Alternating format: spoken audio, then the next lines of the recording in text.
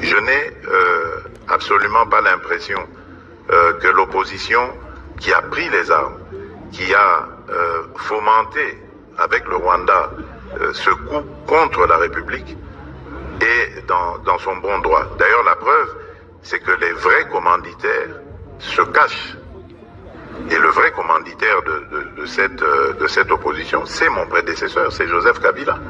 Mais il ne l'avoue pas, il n'assume pas ses actions. Mambo vipi mpenzi mtazamaji wa Global Focus TV, naamini kwamba popote ulipo wewe ni mzima wa afya. Kwa majina naitwa Jacob Daniel Pascal ndani ya Global Focus TV. Leo video hapa unaiona hapa ni video ya Mheshimiwa Rais wa DRC Congo aliyekuwa huko Ujerumani kwa ajili ya kuenda kutoa malalamiko yake kwa wavamizi wao M23 wanaoshirikiana na Kabila Kabange, pia wanaoshirikiana na Kagame. Sikia alichokisema Mheshimiwa Rais ya kusema ya kwamba tangu vita vya 1994 wenye Rwanda kulikuwa vita huko kwao vya Watusi na Wahutu, watu wakakufa sana. Lakini Umoja wa Mataifa uliambia Kongo ya kwamba fungue mpaka yake kwa ajili ya kuweza kukaribisha wakimbizi wapate kuingia ndani ya Kongo.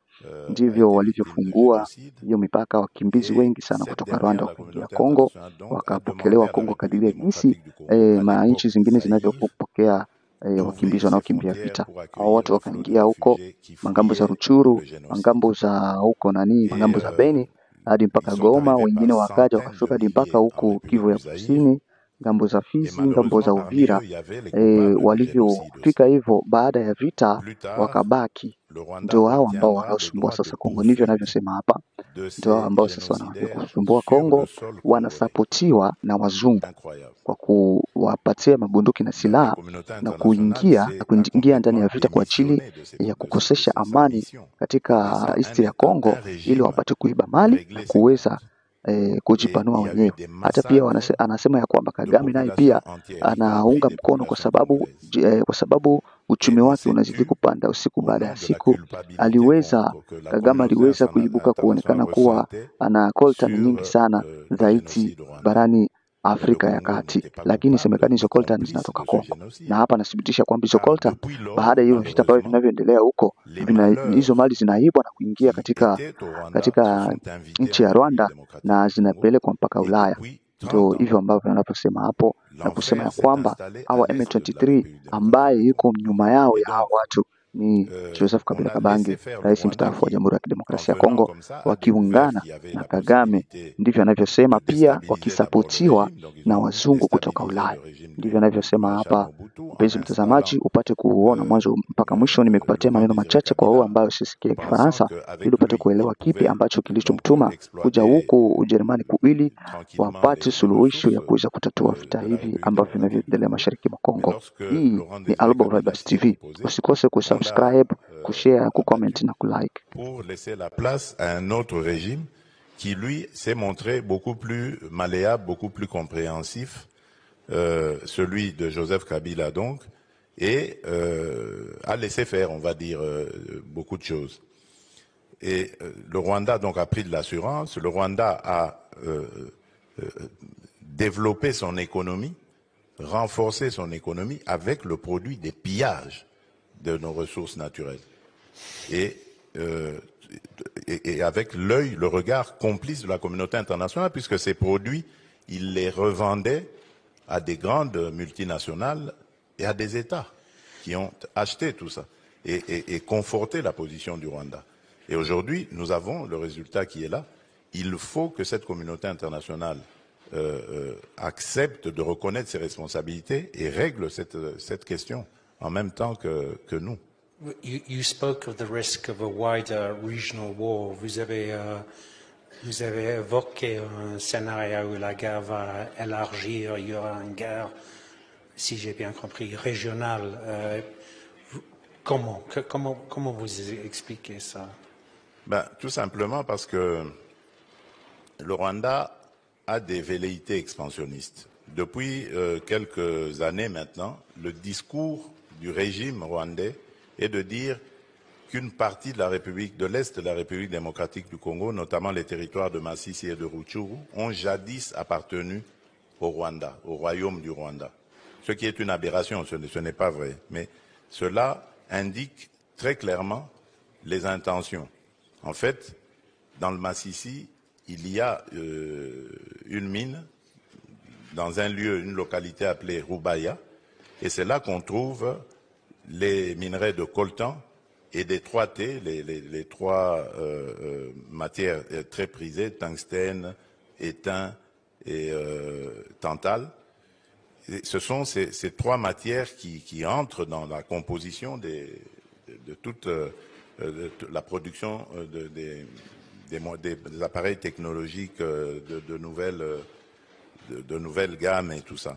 Et donc, c'est des matières très prisées qui alimentent justement ce conflit du sang, parce que le Rwanda est obligé, pour voler, piller nos ressources, de créer de l'instabilité permanente, qu'il n'y ait pas l'autorité de l'État dans cette région, de provoquer une sorte d'épuration ethnique en effrayant par des massacres, en infligeant la peur, la terreur, et en poussant ces populations à se déplacer, à laisser libres ces terres pour qu'ils les exploitent tranquillement. But do you have an alternative vision of how natural resources should be accessed, managed, and the revenues? What would you prefer to see? C'est quoi l'alternative?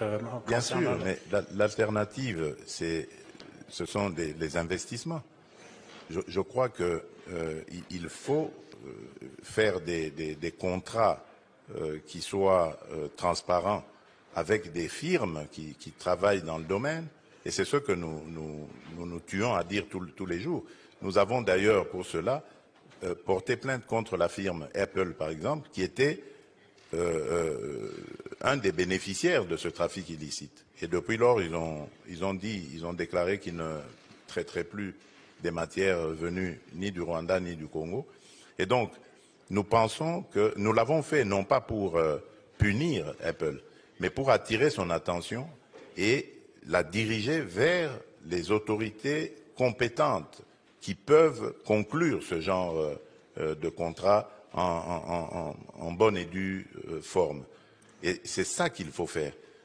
Installer des entreprises qui pourront donc investir et exploiter ces richesses en les produisant et en les transformant sur place au mieux pour créer de la richesse intérieure et créer des emplois.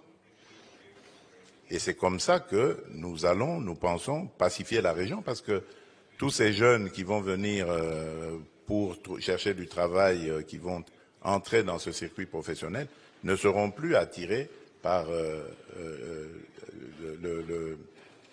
les activités dans les mines ou alors par des activités dans les groupes armés. Donc cela aura l'avantage de ramener une sorte de paix et de stabilité dans la région. Mr. President, you said that the international community had a choice of being spectators or to engage in a responsible manner. And there's a meeting in Addis Ababa, I think today or tomorrow, and then you also have some demain. And then here in Munich, we have some very distinguished leaders from the United States and from the European Union. What is your message to the African Union, and what is your message to other international partners in terms of taking action? Oui.